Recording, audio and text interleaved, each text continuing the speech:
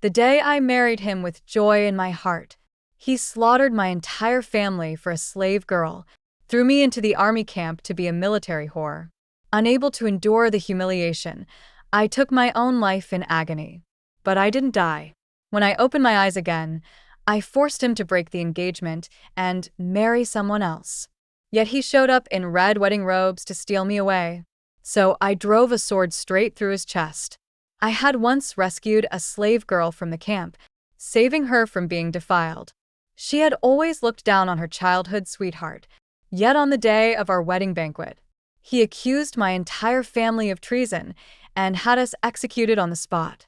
She was the only one left alive. Turns out, the two of them had long been in secret collusion.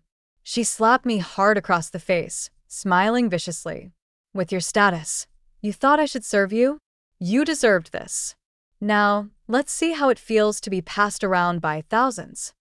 She threw me into the army camp to be used by the soldiers. I took my own life there, desperate to preserve the last shred of dignity I had left. And then I was reborn. To the day we first met, to the moment I saw her pinned down, clothes being ripped off, screaming hoarsely for my help. On the day of the wedding feast, Jiang Mo Yen wore a crimson robe and laid out maps of the border defenses, alongside letters exchanged with the Jin kingdom. All of them bore my father's handwriting, saying he had handed the defense plans to our enemies. Shin Muru knelt beside him and testified that my father had indeed been in contact with the Jin people. Just as father was about to explain, a guard slit his throat. He collapsed on the spot, his eyes wide open. Mother, unable to bear it, lunged to avenge him and was stabbed through the abdomen, dying right beside him. With one command from Jiang Mo Yen, everyone in the Chu family was executed on the spot. He pressed his sword to my neck, the blade drawing only a shallow wound. But the pain was so sharp, it made me wish I were dead. Blood spilled across the grounds of the Chu family estate. I had thought this would be the happiest day of my life, marrying my childhood sweetheart. Instead, it became a nightmare. He had drugged the wine. Otherwise, with our family's skill in combat, we would never have fallen so easily. Jiang Mo Yen and the slave girl I once saved, Shin Muru, were the true culprits behind my family's destruction. Eyes red, tears of blood streaming down. I stared at him and cried out, "This was your plan all along. You struck when we were at our most defenseless, first drugging us, then butchering us. What did we ever do to deserve this, Jiang Mo Yen?" He looked at me coldly. "Your family were nothing but hypocrites. You got what you deserved." Hatred tore through me. I bit my lip until blood flowed, then spat it into his face. "You're the one who deserves to die." He lost his father young, his household in ruins. And yet my parents took him in, never minding his background. They supported him, paved his way to high office, and even gave him me, their precious daughter, in marriage. My father, loyal to the end, died with the false charge of treason hanging over him. Shin Muru walked over from the side, careful not to step in my family's blood. She stopped beside Jiang Mo Yen and wiped the blood from his cheek. Then she slapped me across the face. "Who do you think you are? You thought I should serve you? This is your fate. Now taste what it means to be used by thousands." Mo Yen, I want her sent to the army camp, to be a whore. Shin Muru had once been a slave girl in the army. Just before she was to be assaulted, I had saved her. She begged me to take her in, at the general's estate. Now she said I wasn't even worthy of her service, and wanted to throw me into the same hell. Jiang Mo Yen said nothing. Shin Muru clutched her handkerchief tightly. "Jiang Ling, don't tell me you feel sorry for her?" He glanced at her gently. "Whatever you say." Then he sheathed his sword. "Take her to the military camp. You'll die a terrible death, Jiang Mo Yen." He had me dragged away. Thrown into the camp, Shin Muru came in with a crowd, set up a chair, and sipped her tea, waving her hand. "Make sure you treat her well. She's the precious daughter of a general. You don't get opportunities like this every day." Watching her enjoy the spectacle made my blood boil. I smiled falsely and said, "Let me go." I'll serve you all properly." Shinmuru was delighted. Knew it. Just fake nobility. I really should let Jiang Lang see like this, so cheap and lowly. Let her go. Let's see what trick she has. Once freed, I snatched a knife from someone nearby, aiming to end her life. But she was shielded by others. I refused to be violated. So for the last bit of dignity, I slit my own throat. I was reborn again. To that very moment Shinmuru was pinned to the ground, her clothes being torn open. She was half naked, eyes brimming with tears, looking toward me, screaming, "Miss, I'm begging you, please save me. I'll serve you forever. I don't want to be humiliated." The soldier above her paused, uncertain, because I said nothing. Jiang Mo Yen, standing beside me, couldn't wait any longer. He said, "Jin He, you always hated seeing women suffer abuse." I noticed his sleeves were clenched tightly in his fist. He was nervous. So early, and the signs were already there. He had brought me here on purpose. He knew I was kind-hearted, that I couldn't bear to watch a woman suffer. He brought me here to make it look justifiable so he could save Shinmuru. In my past life, I had shouted at the soldier to get off her before Jiang Mo Yen even spoke. She crawled to my feet, thanking me, begging to stay by my side as a maid. I thought she was pitiful, so I agreed. But even now, the bloody image of my family's slaughter still haunts my eyes. I still remember the feel of warm blood running over my fingers as I died. Looking at both their faces, my hatred surged.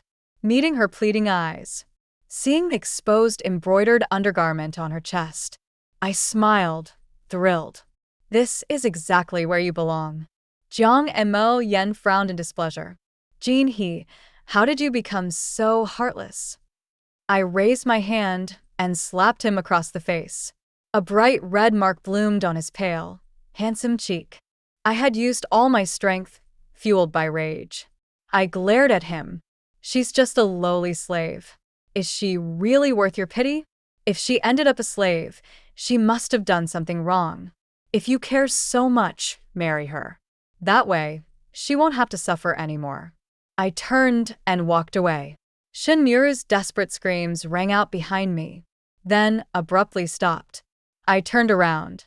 Jiang Mo Yen had slashed the soldier's arm with his sword, pulled Shinmuru up, and draped his outer robe over her shoulders.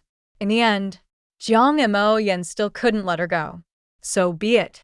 In this life, I will never marry you. I'll give you both what you deserve. I'll make you pay. With blood. The very first thing I did after returning to the Chu family was to plan how to break off the engagement with Jiang Mo Yen. At that time, Jiang Mo Yen had just returned victorious from a battle against the Jin kingdom and had petitioned the emperor to grant our marriage. He had also been conferred the title of Marquis of Angua. If I rashly called off the engagement now, it would be considered defying the emperor's decree, and would undoubtedly invite scorn and criticism from the entire capital against the Chu family. I needed a legitimate reason to break off the engagement, preferably one where the fault lay entirely with Jiang Mo Yen. 3 days later, there would be a spring banquet in the palace. That would be the perfect opportunity. Afterward, I sent someone to investigate Jiang Mo Yan's relationship with Shinmuru. It turned out that after Jiang Mo Yan lost his father, he disappeared for a period of time and wandered homeless. During that time, Shinmuru had taken him in, offered him a meal, and even threw him an old coat to keep warm. The reason Shinmuru ended up as a convict was because her family had been secretly selling illicit salt, a crime exposed by the crown prince. The head of the Shun family was executed, the men exiled, and the women were all sold into slavery in military camps. Jiang Mo Yen later found Shinmuru in one of those camps. But since she had been punished by the crown prince, and Jiang Mo Yen was now aligned with the crown prince's faction, he couldn't openly intervene to save her. So, he orchestrated my encounter with Shinmuru to rescue the so-called savior in his heart. That one life-saving meal was nothing more than a bowl of chicken soup she refused to eat. She wanted to dump it to the dogs, but decided to give it to him on a whim. And that old coat? She had wanted to throw it away anyway. But since it had been a gift from her legitimate sister, she couldn't toss it openly. So she pretended to be kind and gave it to Jiang Mo Yen in front of her sister, just to annoy her. Back then, when he was wandering the streets, if my father hadn't found him, he would have died long ago. Father even walked into an ambush while searching for him. Had it not been for his martial skills, he likely would have been killed. And yet Jiang Mo Yen remembered Shen Yuru's petty favor so clearly, risked everything to save her, and let her flaunt her power, like a fox borrowing the tiger's might. But he conveniently forgot how much our family had done for him all these years, and personally delivered the killing blow. Truly laughable. 3 days later, the spring banquet. The moment I arrived, several daughters of noble families surrounded me, chattering about how lucky I was, how sharp my judgment must be. They said I had the advantage of proximity, that I'd captured Jiang Mo Yan's heart before anyone else. The once obscure Jiang family had risen to become a marquee household, and I was about to become its future mistress. Given how well-positioned Jiang Mo Yan was with the crown prince, they predicted his future would only grow brighter. And they weren't wrong. In the previous life, the crown prince did ascend the throne, and Jiang Mo Yan, his trusted right-hand man, became the prime minister. He held supreme power, second only to the emperor. But the very first thing Jiang Mo Yan did after becoming prime minister was to destroy my entire Chu family. This life. I'll make sure he never climbs that high again. Just then, Jiang Mo Yan entered the hall, with Shen Yuru behind him.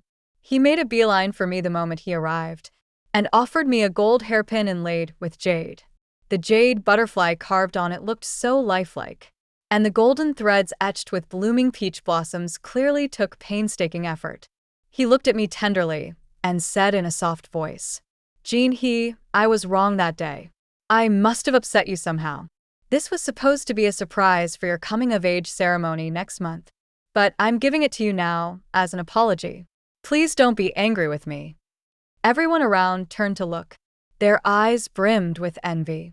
They whispered among themselves about how deeply he must love me, how we'd grown up together, and how strong our bond was. If I hadn't lived through it once already, I would have been completely taken in by his act. Meeting his affectionate gaze, I remembered how I used to blush and lose my composure whenever he looked at me like that. But now, my heart burned with pain and hatred. I reached out and took the hairpin, wishing I could stab it into his eyes that very instant, just to vent the fury in my chest. Then I saw Shen Yuru behind him, snapping a peach blossom branch in her hands, her eyes fixed on the hairpin in mine, jealousy practically seeping from her pores. That sight snapped me back to my senses. I calmed myself and smiled sweetly. There's never been any rift between us. Nothing ever happened. He reached out, wanting to put the pin in my hair, but I turned my head slightly. "Something so exquisite should wait for the coming-of-age ceremony," I said gently. The moment the words left my mouth, a flash of malice flickered in Shen Yuru's eyes. Looks like someone's about to help create the perfect excuse for me. Shen Yuru sent someone to tell me that Jiang Mo Yan wanted to meet, asking me to come to a quiet, secluded path. As soon as we met, her eyes were full of hatred as she glared at me. "You're not worthy of Mo Yan." I looked at her with amusement. "Oh? Then who is?" "You." I took a step closer, lifted her chin with a finger, and said with clear disdain, "Based on what? That overly seductive, tacky face of yours? Or your identity as a criminal slave?" Her face flushed red and turned pale with anger, a mix of rage and shame that was truly entertaining. "You're vicious. You didn't save me when I was being humiliated, and now you use your status as a general's daughter to look down on me. You don't deserve someone as good as him." "You're right. You two do suit each other. Both ungrateful, both treacherous." I paused, then turned the conversation. "But what can we do? He's madly in love with me. Says he won't marry anyone else." "That's because you fooled him. If he knew you had a heart like a viper, he'd never choose you." As she spoke, she pulled out the hairpin from her head and slashed her arm with it. While cutting herself, she cried out, voice trembling. Miss Chu, I never meant to get close to the marquis. Please don't target me. I know I was wrong. I watched her coldly. Still not cruel enough. She clearly wanted to keep that pretty little face of hers. Let me help you. That's nowhere near enough. I grabbed the hairpin from her hand and slashed it hard across her right cheek. The wound ran deep, cutting all the way to the bone. She shrieked in real agony this time. Clutching her face and feeling the blood soak her fingers, she wailed, "How dare you? You ruined my face."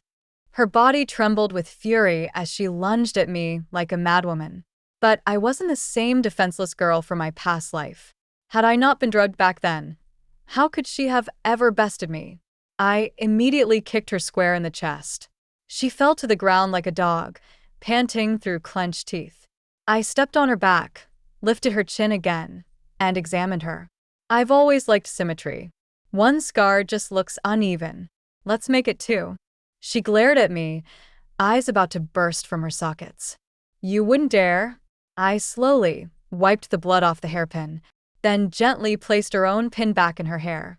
After that, I took the one Jiang Mo Yen had gifted me and carved another deep gash on her other cheek. Ah, why wouldn't I dare? If she weren't still of use, I'd have flayed her alive on the spot. Looking at the twin scars now carved into her face, my rage eased just a little. He'll never forgive you. Tisk, TSK. With that ruined face, what do you even have left to attract him? I'll kill you. She thrashed on the ground, howling like a lunatic, completely forgetting she'd just been pretending to be pitiful and meek. Then I heard footsteps approaching. Seems the spectators had arrived. I quickly raked the hairpin across my own cheek and tossed it dramatically at her feet, then collapsed to the ground. Shin Miru screamed in shock, her voice trembling. Help! Someone tried to assassinate me. Out of her mind, she picked the hairpin up from the ground and tried to slash me again, but a hand caught her wrist just in time. Jiang Mo Yan's face was ice cold, terrifying. What are you doing?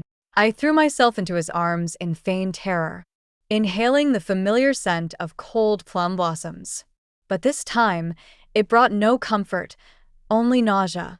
I suppressed the urge to vomit, put on the mask of a wronged victim, and began crying before Shinmuru could even speak. Mo Yen, someone told me you were looking for me. So I came, but only found her. She said I had to break off the engagement or she'd ruin me. She tried to snatch my hairpin, and when I wouldn't give it to her, she tried to destroy my face. It hurts so much. Shinmuru's expression was twisted, blood-soaked, utterly horrifying. She stared in shock, releasing the pin from her trembling fingers. No, my lord. I didn't mean to hurt Miss Chu. She ruined my face. Jiang Mo Yan's gaze moved between the two of us, unsettled. Tears welled in my eyes as I looked up at him. Why would I ruin my own face over a slave girl? I struggled, yes, and maybe in the process she got scratched. But once she saw she was already scarred, she decided to go down with me and slashed herself again. The moment those words left my lips, everyone nearby began murmuring in agreement. Even if he truly intended to take a concubine, there was no reason for me, Chu Jin he, to disfigure myself just to frame her. I was a general's daughter, and my family held great power in the court. Even if I didn't marry Jiang Mo Yen, there would be plenty of noble sons I could wed. As Shin Miru stood there, unable to argue, a sudden sound broke through the tension. Everyone turned to see a man in a purple robe, impossibly handsome. His features so radiant they dimmed the spring sunshine. Yet his face carried a hint of frailty as he brewed tea in a pavilion above. He had accidentally dropped the cup he was holding, the crash of porcelain the source of the noise. Everyone bowed in unison. Your Highness, Crown Prince. He coughed lightly and said, Rise. I've been enjoying tea here for quite some time, hoping for some peace and quiet. Didn't expect today to be so lively. My heart sank. For quite some time. How long exactly? Had he seen everything I just did? This was none other than Shang Guanyu, the temperamental, mercurial crown prince, who could take a life on a whim. I looked up and met his gaze, and all hope drained from me. He had seen it. His frown the moment he looked at Shunmuru confirmed it. The water in the teapot was already half gone, and had been placed back on the stove to boil again. He had been sitting there for a while. Not a single sound earlier. How could a man like that stay so quiet? Then Jiang Mo Yen turned to him and asked, "Your Highness, did you happen to see or hear anything just now?" Shengguan Yu didn't answer right away. He raised his cup and slowly took a sip of the tea in front of him. Watching him made me so anxious, I could barely breathe. After a long pause, he finally set down his cup and replied to Jiang Mo Yen, "Marquis of Angua, is there really anything to ask? Would Miss Chu really need to fake pity and lie over a lowly slave girl?" I couldn't help but feel he'd put special emphasis on the words fake pity. Shunmuru collapsed to the ground in a daze. She knew that with the crown prince's words, everything she had done was now set in stone. She sat there blankly, repeating over and over, "It wasn't me, it wasn't me." The next second, she picked up the hairpin on the ground and held it against her neck. Is that what it takes? Should I die to prove my innocence? My face is already ruined. No one believes me. What's the point of living anymore?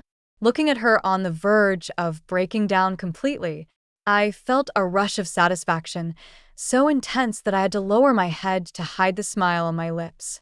I couldn't let all my effort go to waste now. Suddenly, I was shoved aside. Jiang Mo Yen rushed over and struck Shunmuru unconscious before she could hurt herself. He ordered someone to help her up, then turned to the crown prince and said, "Your Highness, I will bring her back to the manor for punishment. Letting her die now would be too easy for the sins she's committed today." I steadied myself and watched coldly. Ha! So this really is true love. He couldn't even bear to let her die. To protect the very woman who had harmed his fiancée, not punishing her in front of everyone, but saving her when she tried to kill herself. Saying he'd deal with her at home. Wasn't that a bit too convenient? People around us began murmuring, questioning what exactly Shunmuru's relationship with Jiang Mo Yen was. Today's public opinion had clearly turned, and I had accomplished half of what I came to do. Jiang Mo Yen walked a few steps away before turning back to look at me. I'll send for the imperial physician to take a look at your injury." I looked at him with eyes full of pain and disappointment, and coldly refused. "That won't be necessary. You should go tend to your maid first." With that, I gave a respectful bow to the crown prince and left without looking back. When I returned home, my parents saw the gash on my face and heard what Jiang Mo Yen had done. They were absolutely furious. So when I said I wanted to break off the engagement, they didn't hesitate for even a second before agreeing. But then they grew worried. With a scar like that on my face, what man would still be willing to marry me? I wrapped my arms around them. "If it comes to that, I just won't marry at all." Father patted my head. "Then don't marry. It's not like I can't afford to take care of you." Mother tapped father's wrist. "Still, every girl wants to be beautiful. What are we going to do about the scar?" Looking at the two of them standing safe and sound before me, my eyes reddened with emotion. My loving parents were both alive and well. What a blessing. Seeing that I was about to cry, Mother quickly tried to comfort me. "Even with a scar, our Jean, he is still the most beautiful girl there is." "Don't worry," Father added. "I'll find a medicine that will heal your face, no matter what it takes." I patted their hands gently. "No need to worry. Have you forgotten? I already developed a formula before that makes scars fade without a trace. Just apply it for a month and it'll be gone." Only then did they relax. Still, they both looked upset as Father muttered, "You created that medicine for Jiang Mo Yen back then, and now he treats you like this." Years ago, when Jiang Mo Yen was wounded on the battlefield, his back was covered in scars. One time when I brought him medicine, I saw them. He tried to hide it, but I told him not to be ashamed, gently tracing his wounds with my fingers and telling him I would create a medicine to erase them completely. Afterward, I visited countless doctors, tested many herbs, and finally found a plant called 100 Essence Herb deep in the snowy mountains. It could heal even the deepest wounds, right down to the bone. I fell off a cliff gathering it, was buried in the snow for half a day. If the physician who had been helping me with the research hadn't come looking, I probably would have died there. That herb was incredibly rare. It took me 3 months to turn it into an ointment. Fortunately, I'd made several jars at the time.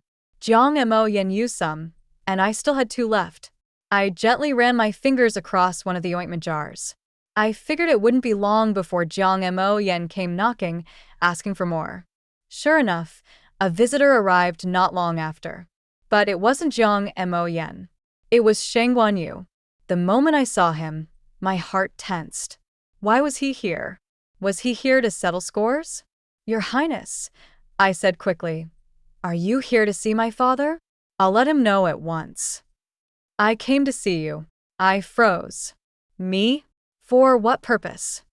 He looked me over, brow arching slightly. Are you that afraid of me? I wasn't. But after he saw what I'd done earlier, how could I not be? No. He pulled out a small container and pressed it into my hands. It's medicine. The imperial physician said this snowskin balm from the palace might help your face recover. Thank you, Your Highness.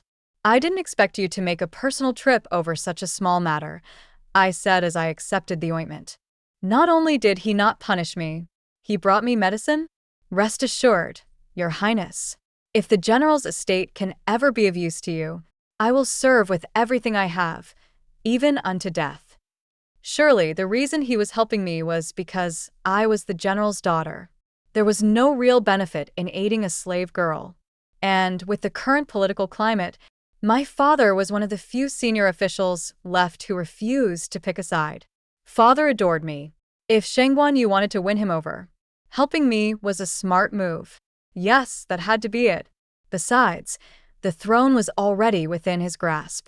Helping me won him favor and leverage. A win-win. You're injured, so rest well. You've been through a lot today. Yes, Your Highness. Not long after Shang Guanyu left, Jiang Mo Yen also showed up. In the end, he couldn't even hold out for a single day. Jin He, I heard you've already applied the medicine to your face. Does it still hurt? He reached out to touch my face, but I stepped back and looked at him coldly. Showing concern now? Isn't it a little late? Why don't you tell me the real reason you're here? Give me a box of Jiang Hien ointment. So, it was really for the medicine. I named that ointment back when we were close, thinking it symbolized how tightly we were bound. Now, the name was nothing but a reminder of disgust and resentment. A mocking smile curled on my lips. You're going to use this to treat her face? Weren't you supposed to punish her? She saved my life. Just now, when I was about to punish her, she brought it up. I owe her a life, Jin He. I need to repay that debt, you should understand. I let out a cold laugh. Understand him. That's exactly what I didn't do. That's why I ended up pouring my heart out to someone who turned around and slaughtered my whole family. I didn't want to waste any more words with him, so I got straight to the point. You can have the ointment, but you must personally request a withdrawal of our engagement from the Emperor. The reason is simple. You've fallen for your slave girl and wish to take her as your wife. He tried to pull me into his arms, but I sidestepped him. He sighed helplessly. Don't say things out of anger.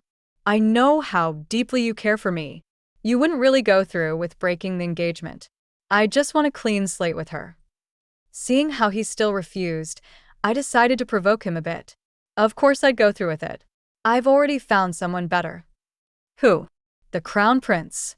I admire him now. Would that be acceptable? Don't provoke me on purpose. I know you're not like that. You and the Crown Prince barely even know each other. Who said we don't? He treats me very well. He even brought me some ointment earlier. I pulled out the jar of snowskin balm from my sachet. You should recognize this. It's something from the palace, not something anyone can get their hands on. He looked at the jar in my hand, and his expression darkened. That sight gave me great satisfaction. Men could betray others with ease. But when a woman's heart changed, it was like a thorn he could never remove. Sure, I could have given him the ointment and made him feel guilty. I could have acted heartbroken and generous. But I didn't want to. I wanted him to suffer. I wanted him to feel the same soul-crushing agony I did, like the moment I found out at our wedding banquet that he had been involved with Shinmuru all along. So I pressed on, stabbing at his heart with every word. The crown prince was just here. He asked how I was doing, showed concern for my injuries. You didn't even ask how I was after I got hurt, but he did. I told him I'd break off our engagement, and he was thrilled. He said he didn't care about my scars and would still marry me after you backed out. That's when I realized there are still men like him in this world. I was so moved, I agreed. Right now, he's probably talking to my father about our marriage. Seeing Jiang Mo Yan's face grow darker and darker, I felt pure delight. Being betrayed and abandoned, it's not a feeling you forget easily. Just as I was enjoying myself, I heard a cough. I looked up. My father was standing at the doorway, with Shang Guanyu beside him. The crown prince had one hand over his mouth in that usual sickly, elegant posture, his gaze lowered, unreadable. But my father looked as if his eyes might pop out of his head, obviously stunned by what he'd just heard. What is going on today? Why do I keep saying the wrong things in front of the actual people involved? Hadn't he already left? Why was he with my father now? How was I going to explain this? Panicking, I rushed over to Shang Guanyu, trying to think of something, anything to say. I couldn't stop in time and crashed right into his chest. Why, Your Highness? He helped steady me and then smiled. On his flawless face, that smile was unfairly charming.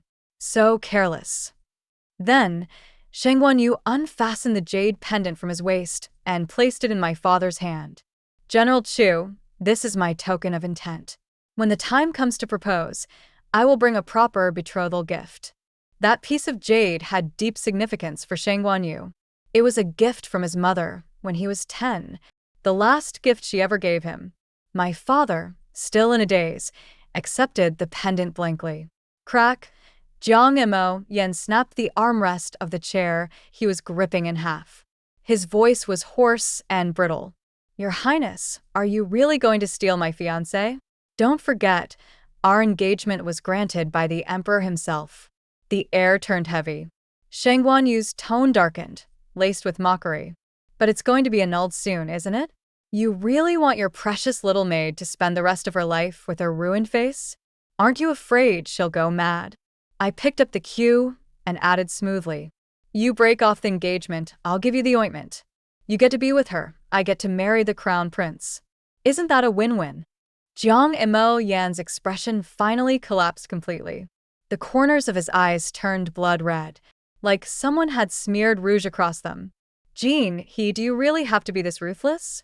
Whatever's between us, don't drag others into it. I smiled at his pained expression. Then here's one last chance. Don't take the ointment, and I won't mention the engagement again. Send that woman back to where she came from, and I'll pretend none of this ever happened. The moment I finished, I felt the man behind me stiffen. Jiang Mo Yan stood there in silence. So he had made his choice. You can't do it, can you? Then don't forget, you have 7 days to petition the emperor for a withdrawal. If not, I'm keeping the medicine. Now, Steward Zhang, see him out. Jiang Mo Yan was practically shoved out of the estate. My father quickly made an excuse, saying he still had matters to attend to, and left me to see Shang Guanyu off. Aren't you the one who said you were going to be my princess consort? Why won't you even look at me now? I forced myself to meet his deep, unfathomable eyes. You saw it, didn't you? You mean, he twirled the hairpin in his fingers casually. So he really did see it. Then why cover for me? And twice? Could it be you actually like my unhinged side? He leaned down, one arm around my waist, pulling me closer until we were almost touching. Startled, I widened my eyes. What are you doing? He seemed delighted by my frightened reaction, the corners of his lips lifting ever so slightly. I like your ruthlessness. It suits me. You've heard the stories about me, haven't you? Lie to me and you'll suffer the consequences. With that, he let go of me. No need to walk me out. Rest well. I'll come propose soon. Then he turned and left. There was a rumor that when he was 12, he strangled the nanny who raised him with his bare hands, just because she spilled tea on his clothes while serving him.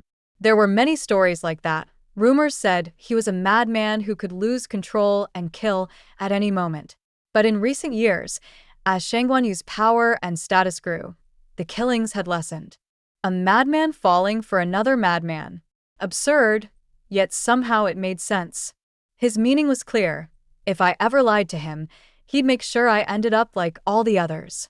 Sure enough, within 7 days, Jiang Mo Yen went to the emperor and requested the annulment of our betrothal. He had personally led a campaign up the mountains and wiped out a notorious bandit stronghold the imperial court had failed to remove for years. When asked what reward he desired, he requested the engagement be revoked. The emperor agreed, but was clearly furious.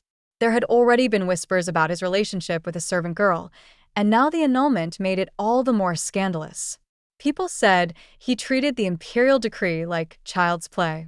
Had he not made such a major military contribution, he would have likely been severely punished. Even so, the emperor stripped him of command over the imperial guards, a quiet punishment.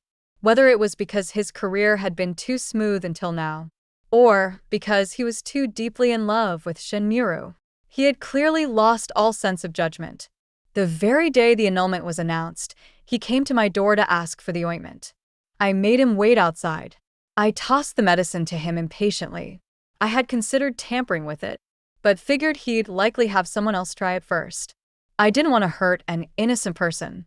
Take it and leave. Don't delay me from celebrating my new engagement. That was too much for him. He grabbed my wrist, his knuckles turning white. Can you not talk to me like this? I know it's not real between you two. Says who? Before I could even respond, a voice answered behind me. I turned around. It was Shangguanyu. Behind him were attendants carrying dozens of ornate chests. He smiled and gestured behind him. I've brought betrothal gifts to propose marriage. Seeing the scale of the display, Jiang Mo Yen staggered back a step, realizing he was serious. You're really going to steal someone else's love? Not afraid of gaining another enemy. Shangguanyu gave a lazy smile, laced with scorn. You seem to forget your heart lies elsewhere. What's one more enemy? They're all just rotting fish and foul shrimp. That single jab made Jiang Mo Yan's face go ghostly pale. He looked at me. I'm not with her. I cut him off directly. That's none of my business. I have important matters today. Marquis of Anbois, if you'll excuse me. Ignoring the pained look on his face, I led Shangguanyu into the estate. As we walked through the corridor, I couldn't help but ask again. Your Highness, are you really sure about marrying me?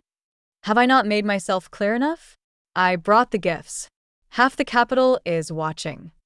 After thinking it over, I realized this marriage might actually work in my favor.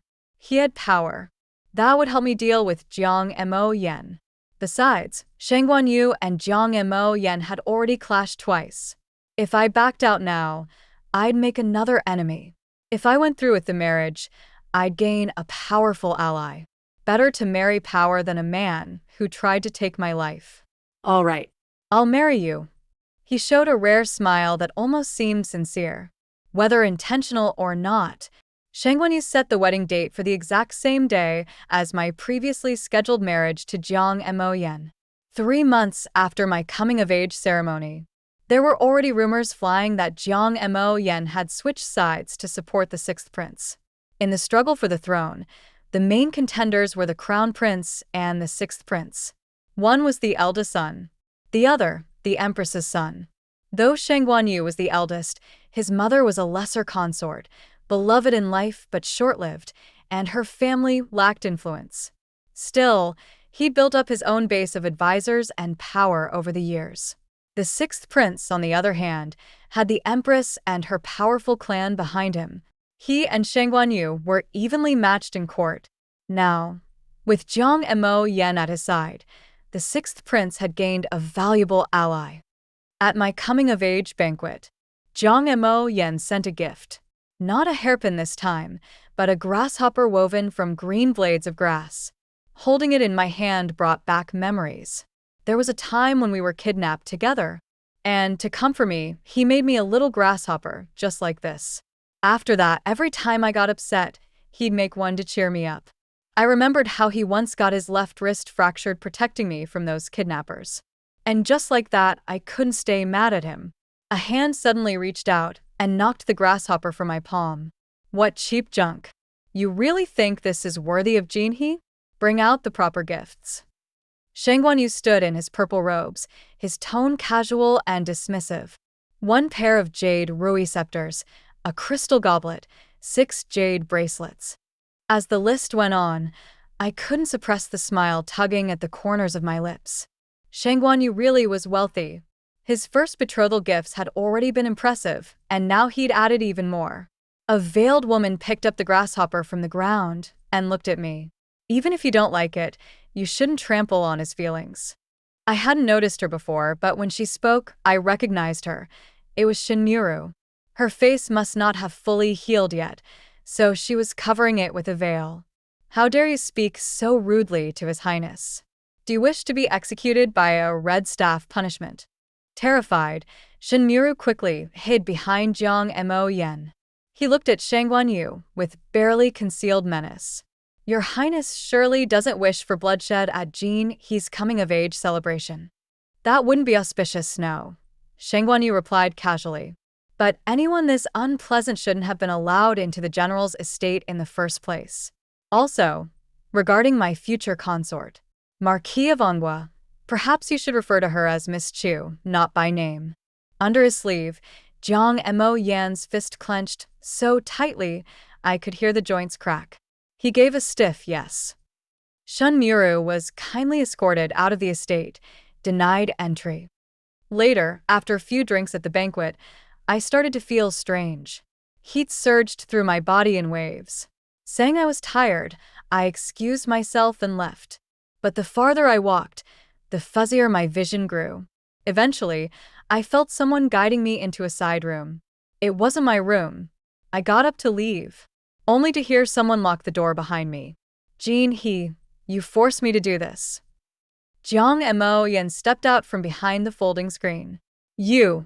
He reached out to caress my face, his touch full of longing. Of course it's me. How could I let you marry someone else? You promised to marry me when we were kids. Now, it's just an engagement proposal. I've proposed too. Once we sleep together, you can't marry him anymore. You're insane. Yes, I am. I lost my mind the moment you said you were calling off the engagement. The second you looked at him with that starry-eyed admiration, I wanted to kill him. Funny, in the past life, he never loved me this much. I guess when there's competition, people suddenly find you desirable. This madness won't end well. My father won't let you go. Shangguanyu won't let you go. He began pulling at my outer robe. You're still thinking about him? He doesn't care about you.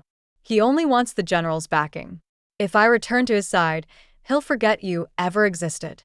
Soon, the room will be flooded with people. You'll have no choice but to marry me. You belong to me. I brought my hand down in a clean strike to the side of his neck. He hadn't been guarding himself, and I knocked him out cold. I loosened my grip and looked down at my left palm, now covered in blood. I had already taken precautions when I sensed something was off with that cup of wine. I had held a shard of porcelain from the broken cup in my hand to stay alert. It helped me remain conscious, just long enough. I knew someone would come looking for me soon, and they'd bring Shinmuru with them. There was a knock at the door. I thought it was one of my own people coming to help, but when I opened it I saw Shangguanyu. His eyes scanned my rumpled clothes, then shifted to Jiang Mo Yen, still unconscious on the bed. I saw a flicker of murderous intent in his gaze. It was the first time I had truly felt his anger, undeniably real and dangerous. Don't kill him. He looked down at me and sneered coldly. You're still soft-hearted? There was a bite to his voice, like he was grinding his teeth. Of course not. Death would be too easy for him. I'd considered pulling the hairpin from my hair and stabbing him straight through the heart. But that would have been letting him off far too lightly. Bring that maid of his here. Strip them both. Let everyone see their love affair in all its glory. As you wish. Why are you here? They said you weren't feeling well. I went to your room to check on you, and found it empty. I knew something was wrong, so I searched the guest rooms one by one. The The lingering effects of the drug made me groan softly. "You're hurt." Then he noticed the blood on my palm.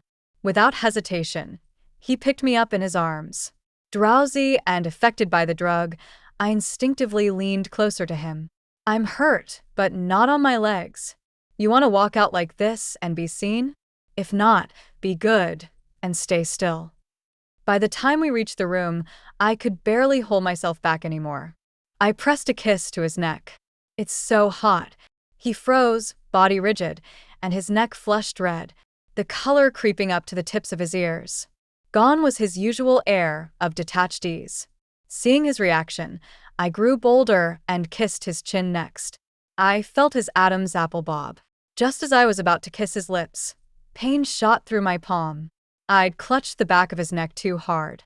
He immediately laid me down on the bed, poured wound medicine over my palm, and the sting helped clear my mind.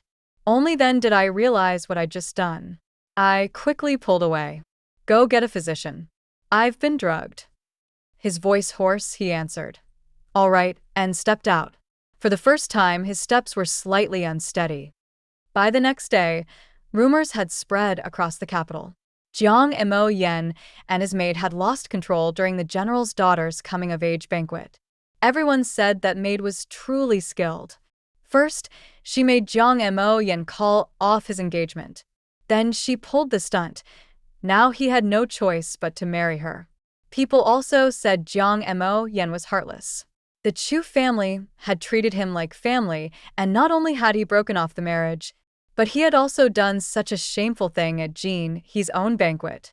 And in front of so many distinguished guests. Everyone said it was disgusting, an absolute disgrace. Their names were now ruined in the capital. Hearing this made my lunch taste especially satisfying. I asked my father to start looking into a few things for me.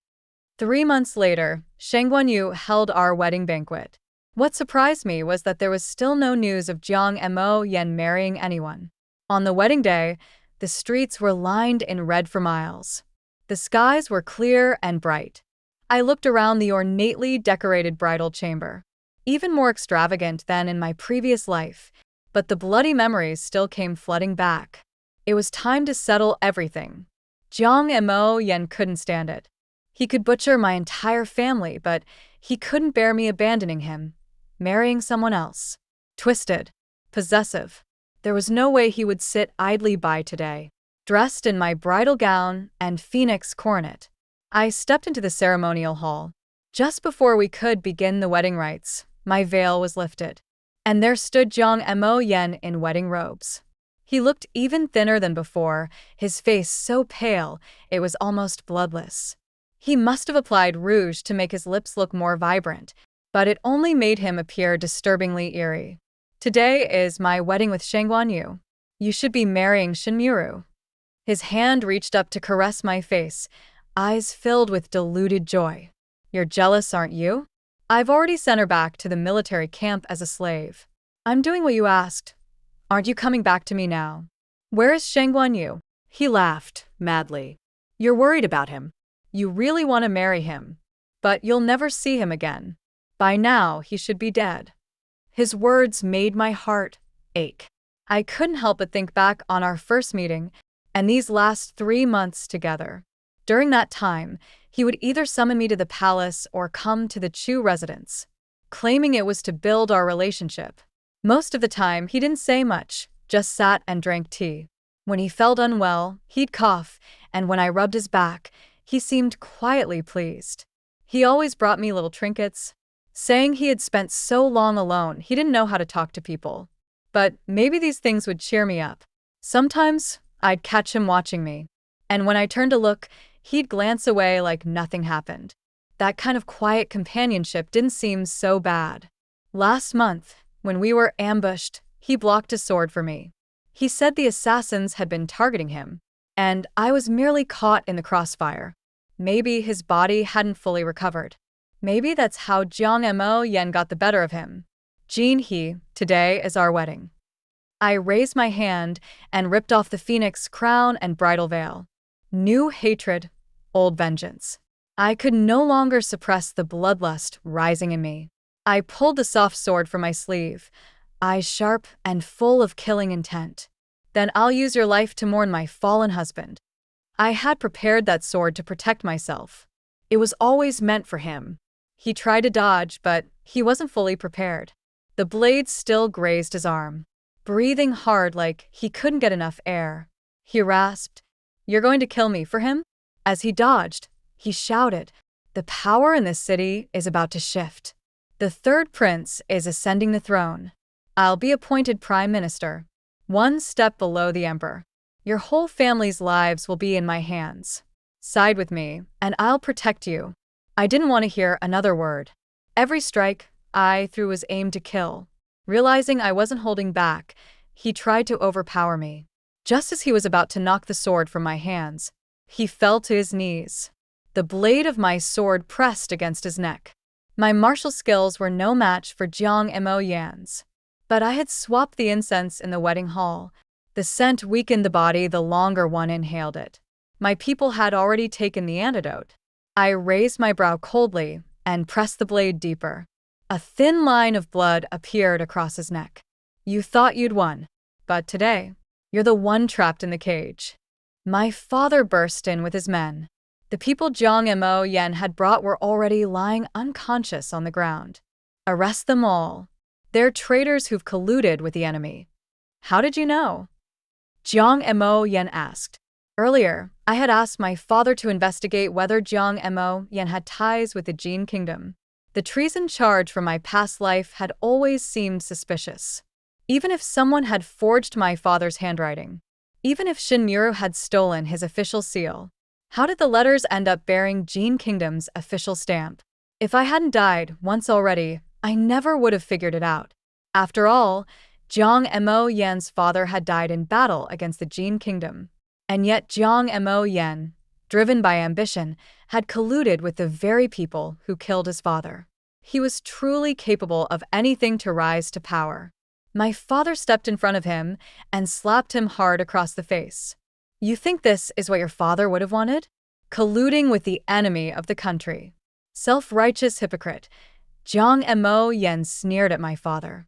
Wasn't it you who set up my father, got him killed at the border, and stole his military merits? You think raising me was out of kindness? It was to ease your guilty conscience. His words were so absurd that even my stoic father let out a dry laugh. Bring in the man. Interrogate him thoroughly. Let him tell the truth. After enduring 300 cuts by flaying, the prisoner finally confessed. Everything he'd told Jiang Mo Yan was a lie. The soldiers he had mentioned were all deserters, bribed to fabricate a story. The entire scheme had been an elaborate con to deceive Jiang Mo Yan. His long-held belief collapsed. Even with my sword to his throat, Jiang Mo Yan refused to believe it. He shook his head violently, tearing the skin on his neck, blood flowing freely. He claimed the man had been tortured into a false confession by my father. I withdrew the sword. He hadn't been sentenced yet. If he died now, it would be too easy. I slapped him across the face. You're trash. You couldn't stand someone else helping your rise. So you let flimsy evidence from the enemy convince you that my father was a traitor, that my father would risk his brother's life for status. Let me ask you, if my father had really betrayed your father, why would he report all of your father's accomplishments to the emperor?